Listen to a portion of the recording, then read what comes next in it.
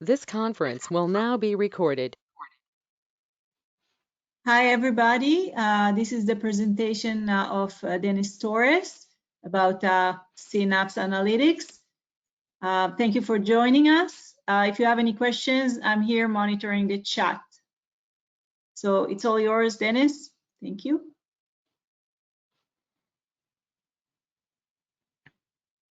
Okay. So everyone seeing my screen, right? You may be seeing the PowerPoint. So let's start. This session is why Synapse Analytics is beyond SQL Data Warehouse. Let's talk a bit about that. First, thank you for the sponsors of this event, this conference. Without these sponsors, this conference would not be happening. That's me. I'm a data platform MVP trainer. Have some Azure certification, some Microsoft certification, and I'm the leader of Malta Data Platform User Group. I'm in Malta, yes, but I'm Brazilian, so the accent is very different since I'm a Brazilian living in Malta and speaking to you. At the right side, you see my contact.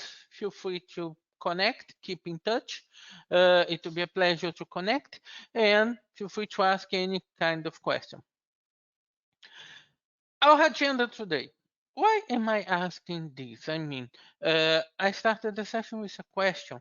Why Synapse Analytics is beyond SQL Data Warehouse?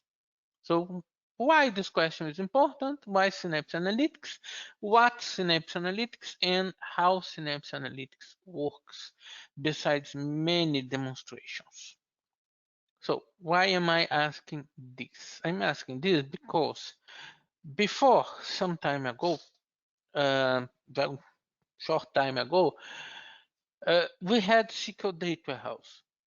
And suddenly, out of the blue, everyone who was using SQL Data Warehouse saw it being transformed in Synapse Analytics. They had something already provisioned, and suddenly, out of the blue, the feature they had provisioned became Synapse Analytics. It started to be called as Synapse Analytics.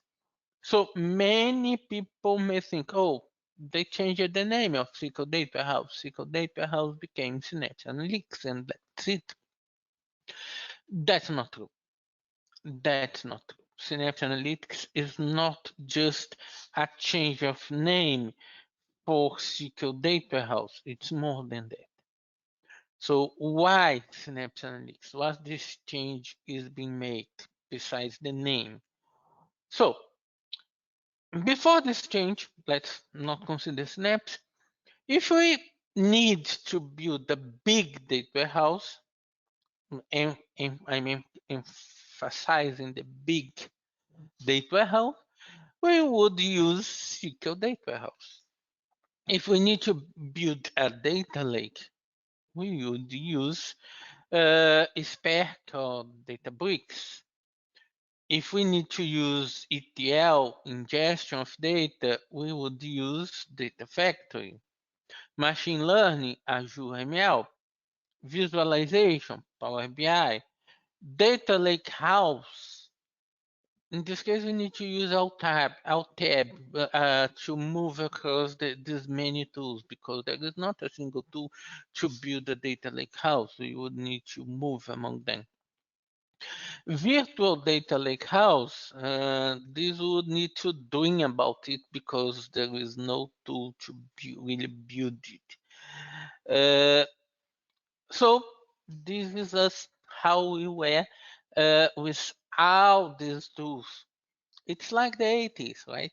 We were using many different tools to achieve our purpose. It's like the 80s.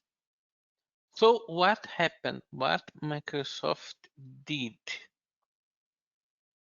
That's it. Microsoft got all the tools and just merged all the tools into Synapse Analytics. That's it.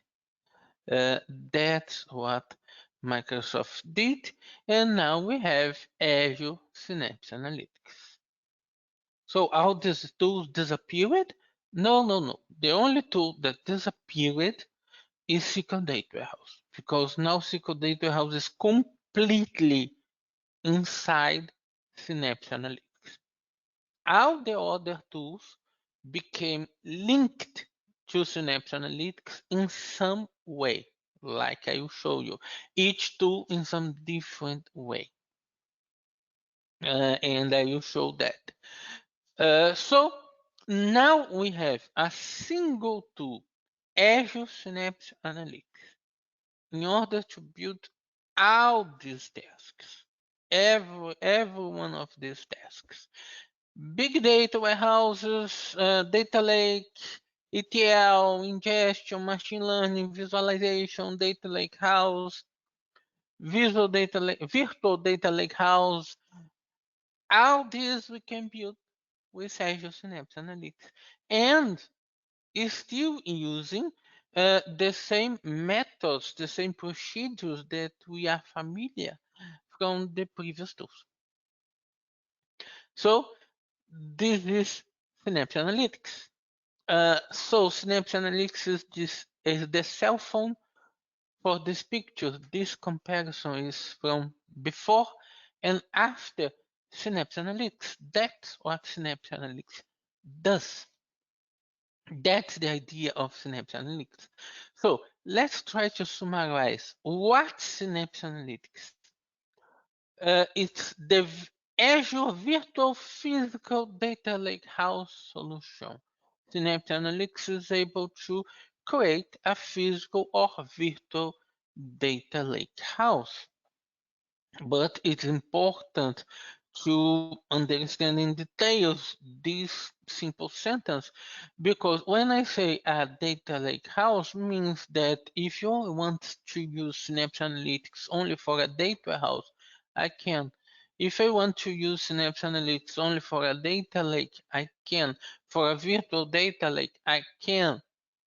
And all the features besides this, like ETL, ingestion, visualization, machine learning, everything is in Synapse Analytics. So we have a very good Swiss blade to use for our data platform, for our intelligence platform. That's Synapse Analytics. How Synapse Analytics works. Synapse Analytics. When we will start using Synapse Analytics, we create what's called a workspace, a Synapse Analytics workspace. The workspace can hold three kinds of what's called pools. So the workspace can hold three kinds of pools. One, let's start from the one that I started on the first question. SQL pool. What's the SQL pool? SQL pool is the SQL data warehouse. Simple like that. The SQL data warehouse that we knew before Synapse Analytics became the SQL pool inside a Synapse workspace, and that's it.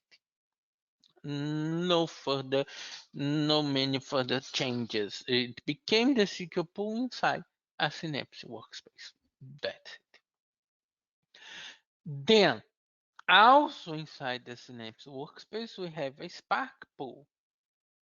So, SQL Data Warehouse before was responsible for a big data warehouse because it was an MPP, massive parallel processing for relational data.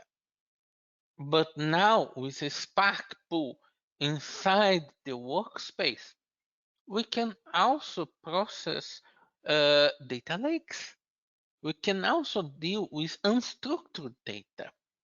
So now we have the structured part of a data lake house and the unstructured part of a data lake house. Besides that, It's interesting to note that when we create the Synapse Workspace, the SQL pool and the Spark pool doesn't exist. They don't exist. The Synapse Workspace is created only with SQL On Demand pool. And what SQL On Demand pool? The name already says a lot. It's a serverless SQL server, a serverless powerful SQL server who will respond, who will reply to your queries on demand. It's a serverless powerful SQL server. Microsoft will not charge, of course, for time online. It's a serverless environment. Microsoft will charge for the amount of data you transfer. And this requires for us a big mind changing. Let's go back to understand the environment before Synapse Analytics. We had SQL Data Warehouse. Some people were using SQL Data Warehouse by mistake because the name says Data Warehouse. And some people start thinking, oh, if I need a data warehouse, I need SQL Data Warehouse. Let's go to it. That's not true. Not true at all. SQL Data Warehouse, the name caused this kind of mistake, but SQL Data Warehouse was not needed to make a data warehouse. We could make a data warehouse in a SQL database, in a simple SQL database. Azure SQL can handle a data warehouse, not a problem. What SQL Data Warehouse has that Azure SQL don't have is the MPP feature, massive parallel processing. The ability, the feature to get one query that we send to it and break the query among many different nodes, the MPP ability. This is what SQL Data Warehouse brings to us. We have this in Synapse Workspace, and before Synapse, this is for what SQL Data Warehouse was used. That's why it was so expensive, because it was not to start a small data warehouse, and many people would complain, oh, I just only want to start a data warehouse and I need to pay all this. It was expensive. It was very expensive. And I confess, I consider the SQL pool still expensive. It's the level of the SQL data warehouse. However, the point is we need to make a mind changing when moving to Synapse, because when we create the workspace is created with SQL on demand. And how much SQL on demand charges us? SQL on demand charges, I hope I'm not mistaken, but I will say $5 for each terabyte of data that we transfer through SQL on demand. $5 for each terabyte transferred. That's it. That's right. What SQL on demand charges us. So the difference in price is absolutely huge. So we need to make a mind changing. We need to change our minds from SQL Data Warehouse, because the idea we had before it's terrible expensive. It's very expensive. Yes, it's for big things, but not Synapse. Not Synapse. Synapse start from a very small thing with very cheap features, and then you can grow. If you go to a SQL pool, then you are using the same as SQL Data Warehouse. Then it will be expensive, but not on SQL on demand. And why would you use SQL on demand alone? To query unstructured data. You can make queries to unstructured data through SQL on demand. Probably, I would bet that all of you that are watching now may have many files, many kinds of different files stored in some Azure Blob Storage account. CSV, Parquet files, and so on, many. How do you query these files? So you need to use Spark to open something to query these files and so on. The point is, with a SQL on demand, you just send the query to SQL on demand and you reply with the information that you need, and you can make this query at any time. That's the point. You can at any time make a SQL query over the file that you have on your blob storage or on anyone blob storage. Besides that, we have a tool called Synapse Studio. The Synapse Studio, the idea of Synapse Studio is to aggregate the use of all the tools that I mentioned before in a single tool. So we can make our entire task, our entire data pipeline without using alt tab. And Synapse Studio is very close to achieve this, very close. It has data integration. It means we can make the ETL inside Synapse Studio. This means that we have Data Factory inside Synapse Studio. Data Factory is inside Synapse Studio. Oh, so Data Factory disappeared? No, Data Factory didn't disappear. Data Factory is there. And we have a new Data Factory inside Synapse Studio. Now we have two Data Factories, one outside Synapse and one inside Synapse, and both will evolve at the same step. We hope. We hope. Then we have Power BI, and we can work with Power BI inside Synapse Studio. What? Power BI and the Power BI desktop. We can create Power BI reports inside Synapse Studio. That's a fact. I'm saying that. But this don't change anything in the Power BI environment. This is a link created between Synapse environment and Power BI environment, a link between the two environments.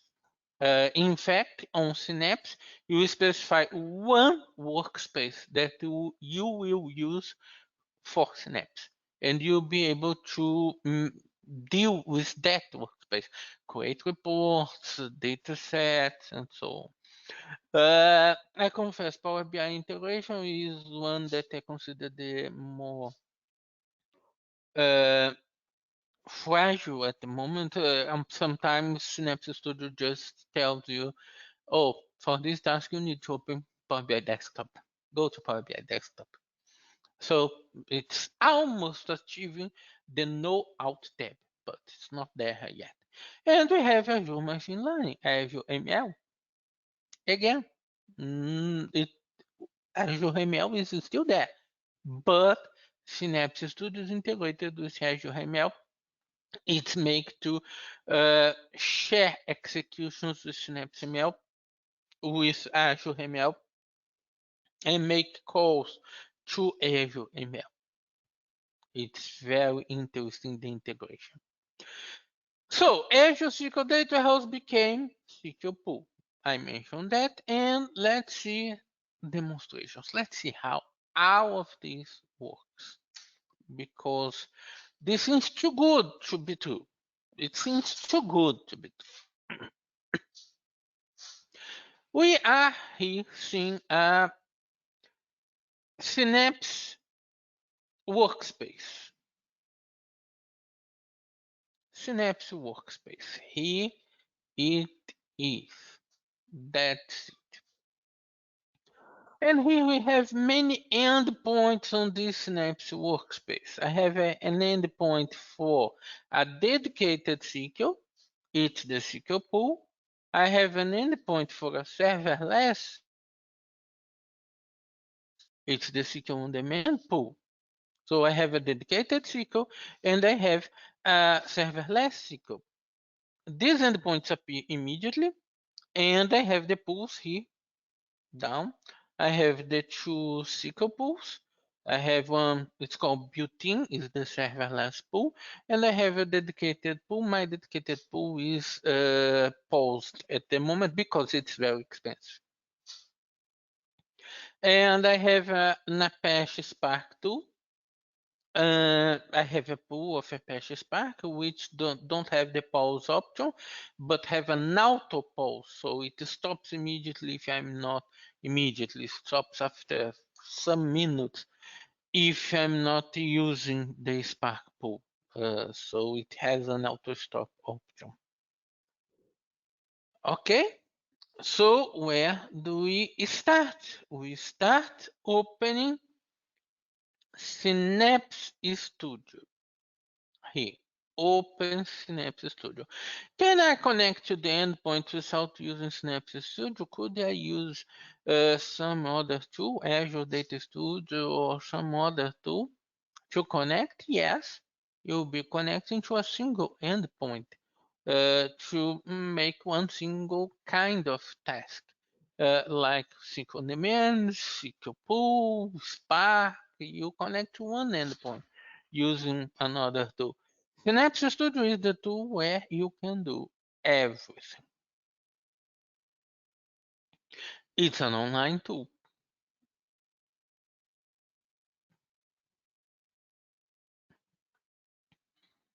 So I'm connected to Synapse Studio. It's easy to prove and identify the power of Synapse Studio. Is we just need to check the new button. What we can create. SQL script, Spark notebook, data flow, Spark job definition, Power BI report, data factory pipeline. Everything. It's everything inside Synapse. That's it. So where do we start? How do we start here? That's a very good question. And Microsoft thought about the answer, thought about this question and the answer. We have a learn option. We can learn Synapse here. And this is a very good option. The knowledge center that Microsoft had created here is very interesting. I can browse the gallery. I usually come here, browse the gallery to get samples here. And we have 4 elements that we can get from the Knowledge Center, and we can implement immediately inside Synapse Studio. Let's start by pipelines. This means data factory pipelines, including data flows in some cases. So we have some icons indicating what the pipeline will use, what the pipeline will use. We have the title explaining what this does. And all of them are templates. If I click on one of them, I will start the configuration of a template pipeline to make a data movement from one place to another, to move content from one place to another. That's the idea. That's the idea of the pipelines. I have the SQL script with many simple SQL scripts that I can use to learn how Synapse Analytics works. Some of these scripts use only the SQL on-demand. Other of them use also the SQL pool. Depends on the script. Each script can be used in SQL Demand or SQL Pool. And there are many kinds of tasks these scripts are doing. And you will ask me, where these scripts are working? I mean, what data are they using, manipulating, querying, and so on? Which data is that? Simple. Microsoft is hosting a lot of very interesting public data sets to allow us to make tests with unstructured data, make imports with unstructured data, migrations, ETLs, processing, and so on. So Microsoft is offering to us many public data sets with many different kinds of data in order to allow us to start your learning from this point. So we have here many different public data sets here. We have the notebooks, Spark notebooks. Here I can open the Spark notebooks also with many examples, also working over the SQL, the sample data sets, also working over the sample data sets. Let's start by the notebooks. Let's start with a very simple notebook, just to show that we have Spark together Synapse Analytics. I see the script. I haven't opened yet. I'm on the Knowledge Center seeing the notebook. And it's saying to me what the notebook does, description, and then I open the notebook.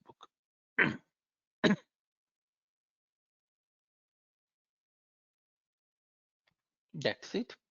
It opened the notebook on the My Spark pool. This notebook is using PySpark, and this notebook is using PySpark to make some simple charts with demo data that are inside the notebook itself. It's creating some arrays and metrics here and using to build some graphics. It's a very simple thing. This notebook is not even using the sample data. This one is not. Are you asked to execute this one to run everything? It will not make much difference because what will happen? Let me clear the output. So I cleared the output and we will execute. So what will happen there is that you will see the output again. The output will come back with those beautiful graphs. It will take some time because my Spark pool is not executing at the moment. So it will take some minutes to start the Spark pool and then execute the notebook. So it's executing. When it finishes, we come back here. We come back to this point. Let's go back to the Knowledge Center. So before the Knowledge Center, I would like to show that we have here, before dealing with data, let's show that we have here the data flows. I have here data flows. I can build data factory data flows inside the Synapse environment. See, it's data factory. We have data factory inside Synapse, and that's it. We have pipelines. I can execute pipelines, monitor pipelines, build pipelines. My pipeline is too simple. It's only calling the data flow. It's not doing anything else, only calling the data flow, only executing the data flow. And that's it. So the point is, we have data flows.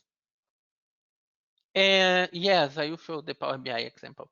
We have the data flows, and we can make the ETL part inside Synapse Analytics. We can use Synapse Analytics to make the ETL.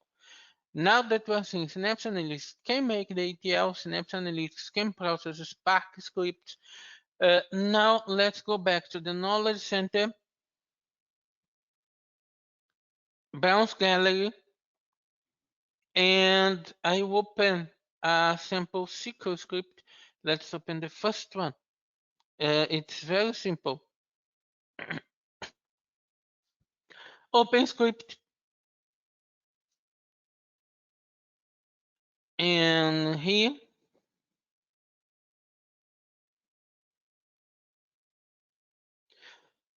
this script is using a feature of the server on SQL Server on Demand, is the open whole set feature. This feature don't exist in the SQL pool, only the on demand. However, the SQL pool deals with this in a different way, creating external objects, and they can access the same data if it's needed. No problem, just in a different way. And what we can do with the open whole set? Simple. I can access a public data set which is hosted in a place that I have no idea where it is. I have the HTTPS address, which is for sure a blob storage kept by Microsoft. So Microsoft keeps this blob storage, and I access this blob storage using HTTPS, which means I'm using the blob storage API to access this information through a SQL query. More interesting than that, parts of the path varies because that's an unstructured environment, and this way the data is stored here can be used in unstructured environments. What I mean, the data is broken by year and month in different folders. So I need to use a wildcard in the middle of the path to the files. And the number of the files there are any. Who is used to unstructured data knows that we can point to a folder and get all the files in the folder. That's the idea. That's the idea. So in this case, I'm using a select top 100.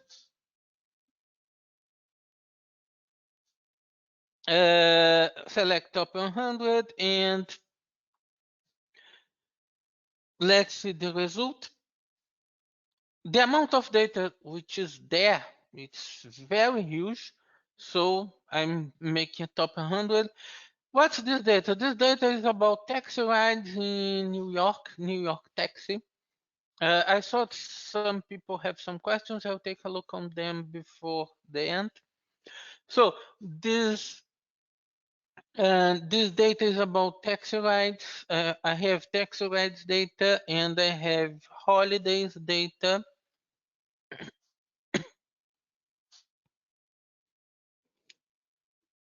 And I have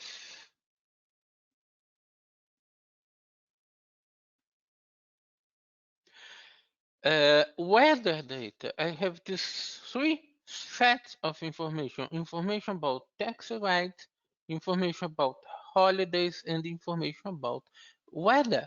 These three kinds of information are on public storage, and I'm reading them. Let's make something more complex here.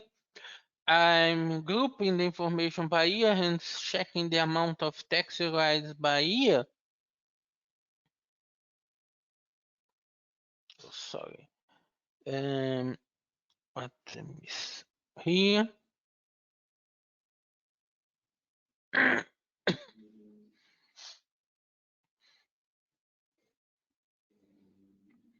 So it's executing, checking the rides by year, and will bring me the data. While that, let's see the chart. The chart probably already executed already. It executed. We see I have cleared this notebook, and now the notebook has the chart again because it executed the PySpark script and resulted on the chart. on the notebook. That's it. And now my query is taking quite some time.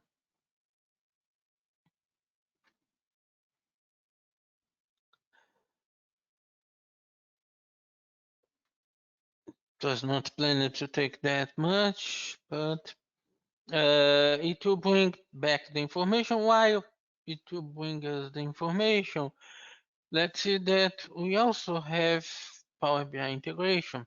Here on the left side, I have icons. The second icon is data, where I can analyze the database we have. Database means the database created inside the SQL pool, the Spark pool, and the SQL on demand pool. Even SQL on demand can hold database, although it can't hold data. It holds another kind of object, which is called external object. Not data exactly. External objects means that I can map these addresses, these external addresses, as tables. Then I don't need to use OpenRuleSite anymore. I can use these tables. The third icon is the develop icon. In develop, I can see everything that I already developed and published. Synapse works as a point of publishing. I can publish in notebooks, scripts, and they will stay with the Synapse environment. So I can see here notebooks and the scripts that I have published through the environment, through this environment. I see the data flows, and I see the content of a Power BI workspace. I mapped one Power BI workspace with this Synapse environment, and I can see the content of the Power BI workspace. I can see the Power BI data set published on this Power BI workspace. I published one data set in the workspace, and I can see the reports on the workspace. I also published one Power BI report in the workspace, and here we see the Power BI report. I'm making an example with tax rights. This data is exactly about the tax rights. This report is related to the tax rights that which I'm executing the query now on the server on demand. This report is using port mode, so it's not really running the query unless I make a refresh on the dataset. It's not really running the query is already executed and is bringing back the report. It's in import mode. So here I have the dataset. I can use the dataset to build a new Power BI report, and it gives me an environment to build a Power BI report. Here I can build the Power BI report. Yeah, I can get the tables from the dataset and make the reporting the way I would like. Let's see here. I have only data here. I will not go deep on this. On building the Power BI report, but I can build the Power BI report here. Of course, it's simplified in relation to Power BI Desktop. It doesn't have the entire power you have in Power BI Desktop. And if you reach some blocking point, it will say to you to continue in Power BI Desktop. For example, if I want to create a new data set, click the button Create New Dataset. It gives me a starting point to install Power BI Desktop and create the dataset in Power BI Desktop. Because the creation of a dataset can be done here.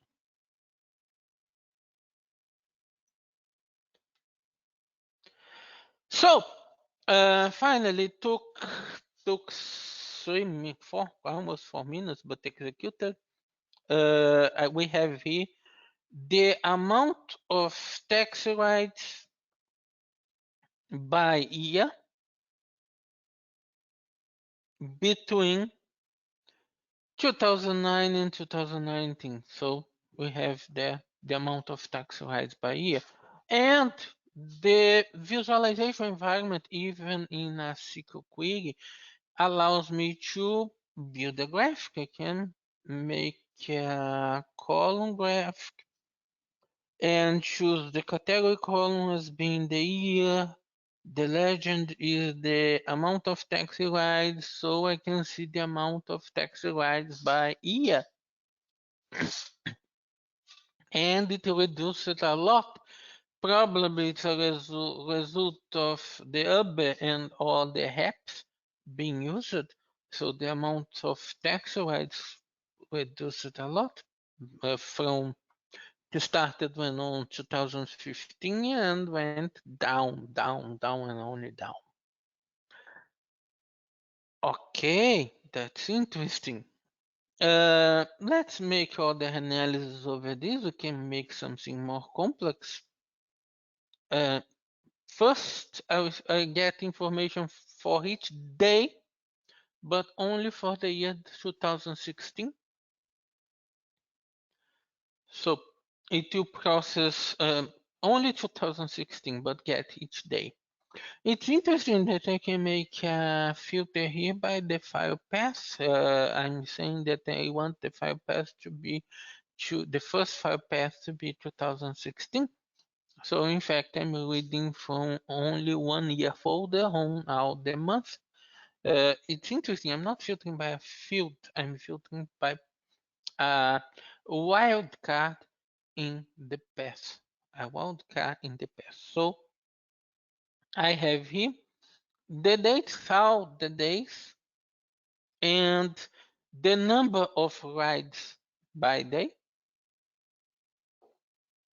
If you notice every week, there is some patterns on every week. And in relation to the week and the weekend, so there is some pattern on every week, but there are some big drops here, the big falls here on the number of rides. So let's try to identify the cause of these drops on the number of rides.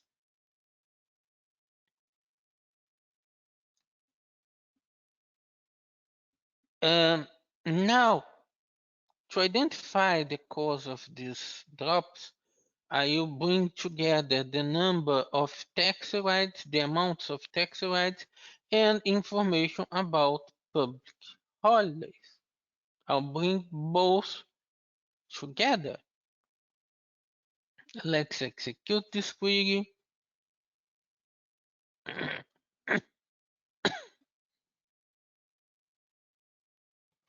So I'm reading in a single query information from two different storage. Two different storage. It's even on the same blob storage itself, but on different folders, maybe even containers on the blob storage. And it brought me the information, but I need to customize a bit the graphic. Here I'll show rides per day and holidays. So rides per day is in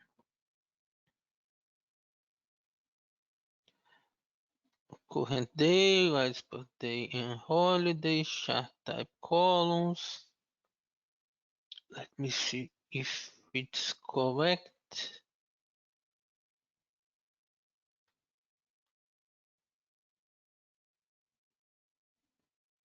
Let's check the details. Sometimes this is a complex graph. Sometimes I get confused.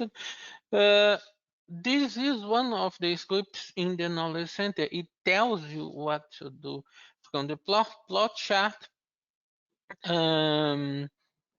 Here, choose none for category column, none. And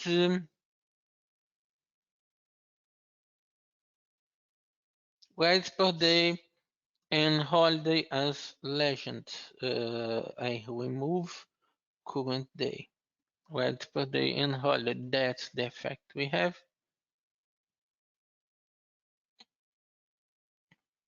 No category and rides per day and holiday, and it's showing the rides and highlighting the holidays. And almost all drops in rides, all days where the rides fallen, were holidays, except some big ones. One big one here on the very beginning of the year. It's not a holiday, so we can get another information to understand why there was that fall. The information about weather. Let's get about the information about weather on that day, and we will discover that on New York that day there were a snowstorm. There were a very huge snowstorm, and everything was at home because it was a huge storm. The data is about to come. So that's Synapse Analytics. I haven't went in details with the SQL pool. The SQL pool is basically the old SQL data warehouse. This doesn't mean, don't mistake that with a regular SQL. SQL data warehouse has many features beyond the regular SQL to control the MPP environment. And it's not something that you choose exactly not to use. You are affected for this by these features. You need to know them to use the SQL pool. And we have the SQL on demand that I just showed, and Power BI, Data Factory, and the Spark inside Synapse Analytics. So questions, there are some questions, right?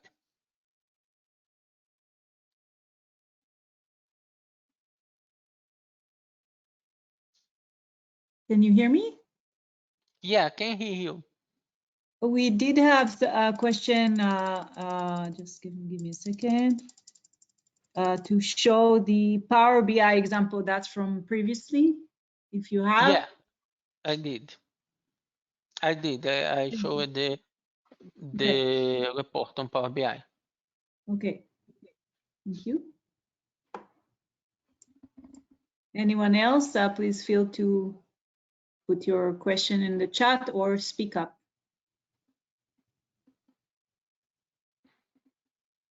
Okay, no further question. Okay, so I think I have some minutes. I can highlight some different ways to use Synapse Analytics and which are worth the use of Synapse Analytics. First, we don't need to care about the price when we start, because we can start using only SQL on demand. Let's imagine that we will only use SQL on demand. Why? Why I would only use SQL on demand? To do exactly what I did. In this example, I did with tax information over the public Microsoft environment. Okay, tax information over the public Microsoft environment, but I could be using this to query your blob storage. Imagine your files. You can have immediate access to your files through this environment. Just query, make a SQL query over your folder, and you will only be charged by terabyte of data got ingested from the environment, processed by the environment. $5 per terabyte, only that. It's very cheap. So I'm highlighting the price. I'm not trying to sell this, but I'm highlighting too much the price because it's a mind-changing thing. Because before we had in mind SQL data warehouse is very expensive. I will use inexpensive solutions. In solutions that I have a huge amount of money to expend. But Synapse is not. Synapse, we have SQL on demand that we can use as part of our solution. That's one use of Synapse. Another use of Synapse would be for big data warehouse. We can use Synapse to create big data warehouse. We will be using Synapse as the old SQL data warehouse. No difference. And by doing so, we will have the data factory and the Power BI around the environment in a single tool, the Synapse Studio, and that's great. Synapse has the Spark Pool, but I'm not sure if I would use Synapse for only a data lake. If your purpose is only a data lake, you don't have a structured set of data, you have only the data lake, maybe I would choose Databricks, not Synapse. But if you have a data lake house and you need to work together with the structured and unstructured data, Synapse will do this very well because Synapse has both pools and both pools are able to communicate with each other. You can make queries in Spark to the SQL pool, no problem with that. So the both pools communicate with no problem, and you can get external data using even the open rule set from SQL on demand. You can execute this and merge everything together. The idea is to enable you to merge everything together. Let's say that your boss wants to compare social media results from Twitter with your customer database in SQL with the customer database of the new company which was acquired by your company, which is in Oracle. You need to merge Twitter, SQL Server, and Oracle. You can do that with a single query in Synapse Analytics. And not to mention the data factory in Power BI around the environment. So, use for serverless over your data lake environment, big data houses, data lake house, and virtual data lake house. What's a virtual data lake house? Let's imagine that your company is a worldwide company and there are many branches in different countries. It's very possible that each branch has built their own data warehouse or their own data lake, or sometimes both data warehouse and data lake. They may have built a data lake house by themselves. So each branch is using a different tool to have their data warehouse and their data lake. What would you do to provide a mix of this information to the headquarters? How the headquarters would query out this information? Then you are able to create a virtual data lake where you map the content of each external environment in your environment. Your environment is a single point allowing users to query many different environments, many different data lakes or data warehouse, and you can do this in Synapse Analytics using the external objects that I illustrated, which I illustrated here. The holidays table, weather table. These are all external objects which the content is in another place, in another storage. So these are all external objects, and this means you can create a virtual data lakehouse in Synapse. Any further questions? No?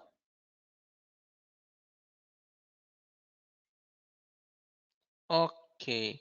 No questions in the chat. Sorry, no questions in the chat. Okay. Thank you very much for attending this session. I hope you have enjoyed it. It will be a pleasure to connect. There are my contacts. Is there an evaluation for the session? The attendees should fill an evaluation? Yes, on the schedule, you can just you just have to click on the presentation, and then you have the ability to evaluate. And yes, we were asking you to evaluate if you can. Yeah. So please evaluate the session. I hope you like it, and they would like to hear from you what you like it or haven't liked it from the session.